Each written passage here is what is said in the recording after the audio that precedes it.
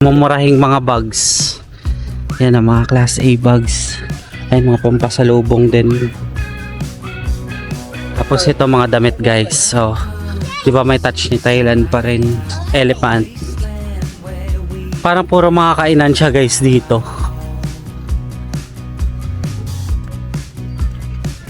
Yan, di ba? Ganyan talaga yung mga design dito no, sa Southeast Asia. Galing guys, so may pailaw yung bridge nila. Ganda no. Ayan, ang dami pang kainan dito guys. Wow. So usa din yung top room dito no. Ayan no, top room hotel siya. Di ba kanina top room temple yung pinuntahan natin. Ayan, may henna tattoo.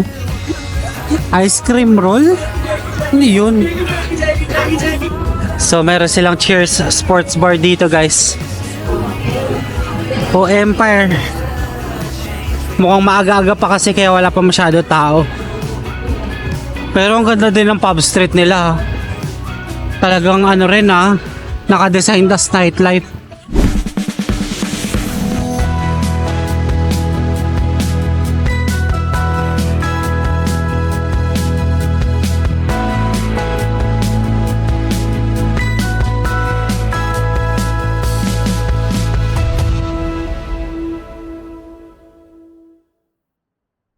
Hi everyone, this is Lost Furukawa and welcome back again to another Cambodia vlog.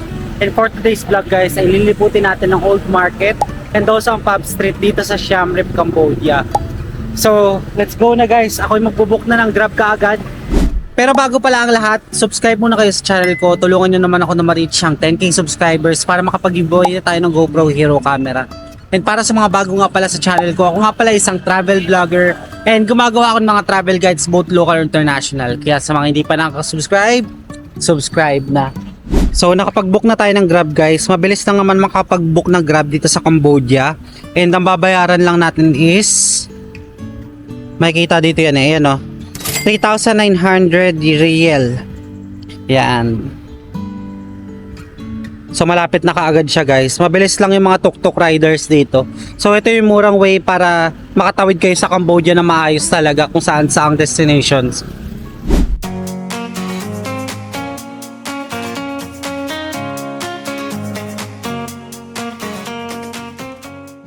So nandito na kaagad tayo guys sa kanilang Old Market and napakabilis lang. 1 kilometer lang siya kanina sa pinanggalingan natin sa Asia Express. So doon lang din siya guys, malapit sa may The Heritage Mall. So doon tayo nang galing kanina. Ito guys, so may Kmart Kitchen Restaurant dito. Tapos sa tapat niya guys, ayun mga parol, mga tindahan ng mga pampasalubong, ng mga murang products. Yan, parang Baclaran Divisoria levels lang din guys yung mga tinitinda nila. So ito, meron sila ditong Mexican cuisine. Yan, may Greek kitchen din, tsaka mamurahing mga bags. Yan ang mga class A bags. Ay mga pampasalubong din. Tapos ito mga damit guys. So, di ba may touch ni Thailand pa rin. Elephant. Parang puro mga kainan siya guys dito. Yan, meron ditong Centers di Angkor, Cambodia. Tomenaka. So guys, yung nasa tapat pala natin, yan pala mismo yung Old Market, yung tinitignan natin kanina. So isa siyang square na malaki. And guys, so kung nakikita nyo dito, yan, so libutin nga natin to. Ang daming mga bags oh. Ito nga, pwede pumasok dito. Ito may mga sapatos tsaka sandals. Di ba parang pinuntahan natin sa Phnom Penh yung Russian market din. Ano to guys, yung nasa gitna. Parang dried market no. Tapos ito, sapatos din. Mga bags. Oh. Ang daming pwedeng mabili dito guys. Yan, libutin nyo lang tong Old Market nila dito sa Siem Reap. Pambili nyo ng pasalubong din. Pero 9 PM pa naman ang closing time nito. Ang ganda ng mga damit oh. Oh, pansin ko dito guys, parang puro mga foreigner din yung mga nagsha-shopping dito. For sure kasi alam nila na mura dito bumili. So dito tayo dumaan kasi sa dried fish market nila. Actually halo ito kasi dried tsaka wet market din eh. Diretso tayo dun. Ayan mga prutas din, marami. Marami kayong pwedeng mabili dito. Yan. O ito mga karinderya na halo-halo pala dito guys sa old market. Ay guys, so tignan nyo.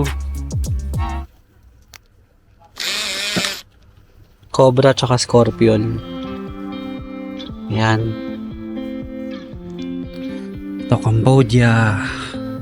Ito mga pang sports. Mga halo-halo, mga bracelet to guys. So, ito mga damit pambata. So pansin ko dito guys sa old market, parang pare-pares din sila ng mga products. Pero siguro nagkakatalo-talo sa presyo. So siguro kung sino pinakamura, 'di ba? Siya yung bibilhan. So check kayo guys dito kasi pare-pares din yung mga products.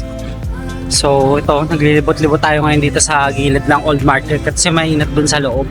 And guys, so may mga pwedeng pagkainan din sa tapat ng old market. Ang daming mga stalls ha. Yan mga pagkain. Nakakagutom guys, tignan no. Yan na itong nasa harap. Ang galing guys oh. Pwede pala kayo kumain doon sa tapat ng river ba yan? Yan pala yung old market bridge. Itong may AIA. So ito yung old market bridge. Ayan, tapos guys dito sa mga kainan na yan, pwede kayo kumain doon. Ang galing, may mga kumakain guys sa tapat ng river mismo, nakakatuwa. Diba, parang Baclaran tsaka Divisoria levels lang din. Sige, punta tayo dun sa may old market bridge guys, tawid tayo.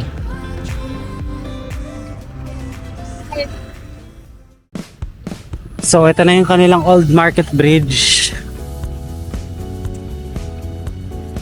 Yan, pwede kayo mag-jogging, nag-jogging si kuya. Ayan yung old market bridge nila. Tapos ito para may river. Ayan o. Tapos dito guys, libot nga tayo dito. Ayan, tambayan kasi siya. Ay, although may mga basura lang, pero hindi ganun ka dumi. Diba? So ito nga yung nasabi ko kanina. Dito sila kumakain. Ay, marami pa dun guys oh. Libutin natin yun oh. Yan, 'di ba? Ganyan talaga yung mga design dito no sa Southeast Asia. Yung Philippines lang talaga yung naiiba guys eh no. Yan. Yan, marami pa silang style na ganito na bridge. Ayun, meron din ganitong style oh. Sa kabila, yun kasi yung old market bridge. Ito mga pampasalubong din, dami. Tapos dito mga kainan din guys oh. Yan.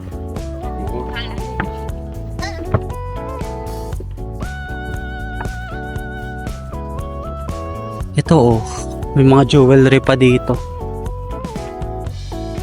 So ito pala tawag pala dyan Riverside Night Market. So nandun yung old market, tapos dito, ito ba yung new market nila? Dami pa dun sa loob, pwede nyo pa explore. Dami pang pampasalubong oh. So guys, hindi na natin pupuntahan yung loob nitong Riverside Night Market. Yun pala yung tawag sa kanya.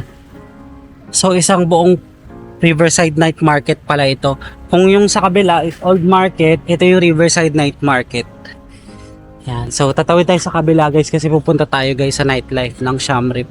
So sana may mga bukas na guys para ma-enjoy din natin yung nightlife nila dito bago tayo umalis. Kasi ang time pa naman na papunta kong Phnom Penh is I think mga 11 PM pa. Sasakyan kong bus. So ang time pa lang naman dito ay 6:30 PM pa lang, so maaga-aga pa. Marami pa tayong pwedeng magawa dito sa Siem Reap. Galing guys, so may pailaw yung bridge nila. Ganda no. And tas pwede kayo umupo dito. Maraming naupo dito guys. Papahinga sila. Ayan, ang dami pang kainan dito guys. Wow. Ayan, dalaw kayo dito guys sa Riverside Night Market. Ito may Taproom Hotel din. So usa din yung Taproom dito, no? Ayan, no, Taproom Hotel siya. Di ba kanina Taproom Temple yung pinuntahan natin? Ayan, meron ako nakikitang pasta corner dito guys. Tapos parang mga hotels din yun nandito. Ayan yung nasa left side natin guys. Sando siya na brand. Ayan, no, mga damit-damit din. So marami ang ganyang dito sa Cambodia. Tingnan nga natin kung alive din ang kanilang nightlife dito guys.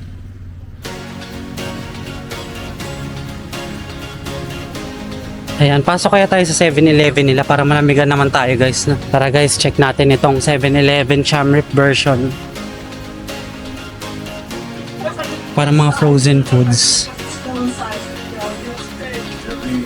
Ayan, may mga clams, sausage fried rice. Tsaka stir fried. Ayan, may soft drinks guys. Bili tayo Slurpee mamaya. Pagkatapos natin libutin dito. Japanese egg cake, meron din sila dito. Magkano? $2.10. Tapos ito yung mga chichirya nila. Oh. Meron din silang ganito, di ba? Kung ano, parang Thailand 7-Eleven din. Oh, di ba meron din sa Thailand na itong mga ganito? Tapos meron din silang bento dito guys. Ayun oh.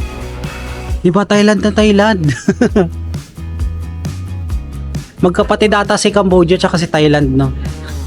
May delight din, no? Kasi ito yung mga alak nila guys, ah. Ito may mga Pringles din sila, oh. Different variants. So kumuha ako nito guys, itong double two-tone sandwich, isang Hokkaido milk flavored cream, tsaka chocolate cream. Tapos kuha na rin tayo guys ng pang Slurpee. Fanta siguro inumin natin guys. 7-Eleven. Hi.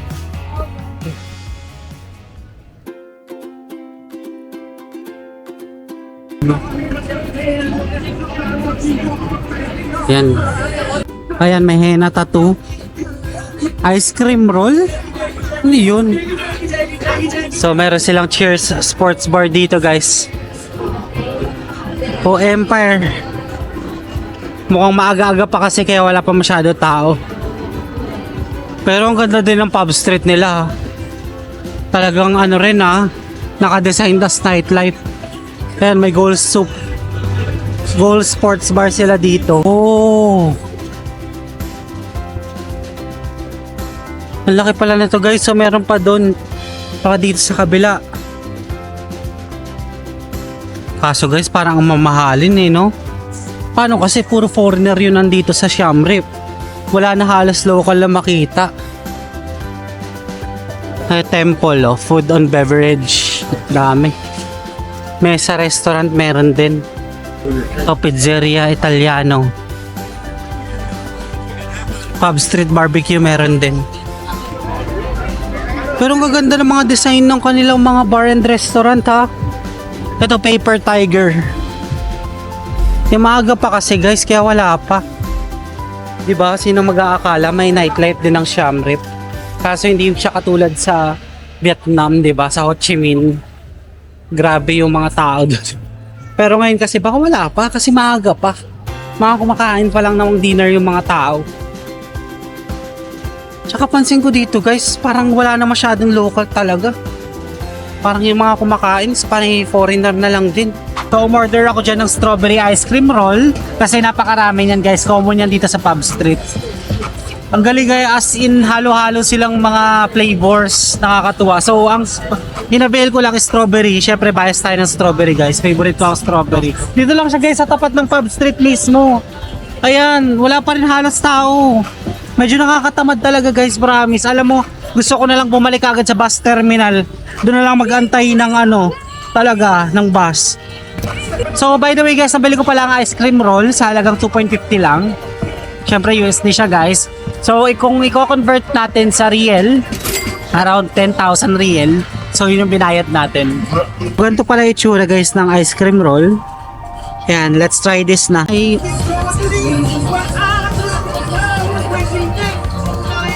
Pag ganun guys, parang may mango flavor. Yun ang nalalasahan ko. So naubos ko na yung ice cream and I've decided magpa-foot massage na lang guys. Talagang tinatamad na ako makipag nightlife sa kanila. Wala masyadong ganap talaga. Magpa-foot massage na lang tayo. Dito, mura lang naman guys. Around 200 to 250 pesos lang. Guest house massage. Ayan na yung 4. Tignan nyo guys yung ano nila. Presyuhan. Sa body, magkano? Ay, walang presyo sa body. Pero more on $6 din sila guys. So after an hour guys, tapos na tayo ma-foot massage. And sobra akong na-refresh guys. Basta yung maraming lakaran guys, solid na solid ang foot massage. Recommended ko sa inyo, sakaling last day nyo na sa country, para ma-refresh yung paan nyo. So bumili muna tayo guys nitong Fanta for 3,800 real lang dito sa 7-Eleven bago tayo mag-book ng Grab. Nakuha ako.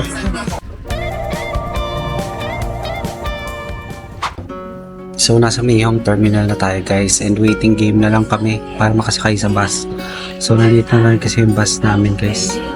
So importante guys na may screenshot or download yung image ng QR code para ma-scan nila and mabigyan kayo ng physical ticket. Tignan nyo guys, simple lang ng kanilang terminal. Para kagaya din sa Phnom Penh. Simple lang din. Yan may ticket counter din.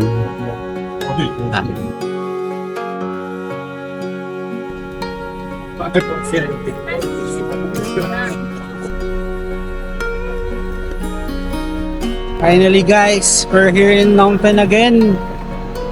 So ang time na now is 5:15 AM and magbo-book na lang tayo ng Grab guys. So for almost I think almost 7 hours din kasi umalis kami doon 11 PM sa Siem Reap. So grabe, pagod ko guys sa Siem Reap. So what an amazing experience sa Siem Reap talaga guys. So magbo-book na lang ako ngayon ng Grab para bumalik na doon sa apartment.